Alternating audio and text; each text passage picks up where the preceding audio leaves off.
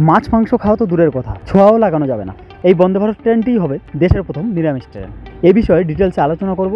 আপনারা ভিডিওটি একটু ধৈর্য ধরে দেখতে থাকুন। আমি পরীক্ষিত রায়, আমার চ্যানেলে আপনাদের সবাইকে স্বাগত জানাই।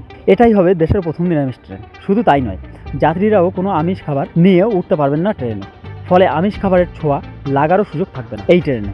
দেশের বিভিন্ন রাজ্যে খাবারের অনেক বৈচিত্র্য আছে, তবে একটা বড় অংশের মানুষ নিরামিষ খাবার খান, অনেকে আবার আমিষ খাবারের ছোঁয়াও খান না। কিন্তু ট্রেনে বা বিমানে অনেক সময় সেই উপায় থাকে না। নিরামিষ খাবার খেলেও আমিষ খাবারের ছোঁয়া এড়ানো যায় না। এই নিয়ে অনেক সময় প্রশ্ন তুলেছেন রেল যাত্রীরা। পাশাপাশি রেলের খাবারের পরিচ্ছন্নতা নিয়েও অভিযোগ উঠেছে একাধিকবার। তাই এবার এক বিশেষ ব্যবস্থা চালু করলো ইন্ডিয়ান রেলওয়ে। ভারতীয় রেলে এবার এমন একটি ট্রেন চালানো হবে যা কার্যত সাত্ত্বিক, অর্থাৎ সেই ট্রেনে খাওয়ানো হবে না কোনো আমিষ খাবার। মাছ, মাংস বা ডিম কিছুই পাওয়া যাবে না সেই ট্রেনে। এমনই সিদ্ধান্ত নিয়েছেন রেলওয়ে কর্তৃপক্ষ। শুনতে অবাক লাগলেও এবার থেকে একটি বিশেষ ট্রেনে ছোঁয়াও লাগবে না মাছ, মাংস বা ডিমের। দিল্লি থেকে কাশ্মীর থেকে কাটোরা স্টেশন পর্যন্ত যে বন্দে ভারত চলবে তাতেই এই নিরামিষ খাবার দেওয়া হবে বলে জানা গিয়েছে। এটাই হবে দেশের প্রথম নিরামিষ ট্রেন। শুধু তাই নয়, যাত্রীরা কোনো আমিষ খাবার নিয়েও ট্রেনে উঠতে পারবেন না। ফলে আমিষ খাবারের ছোঁয়া লাগার সুযোগও থাকবে না।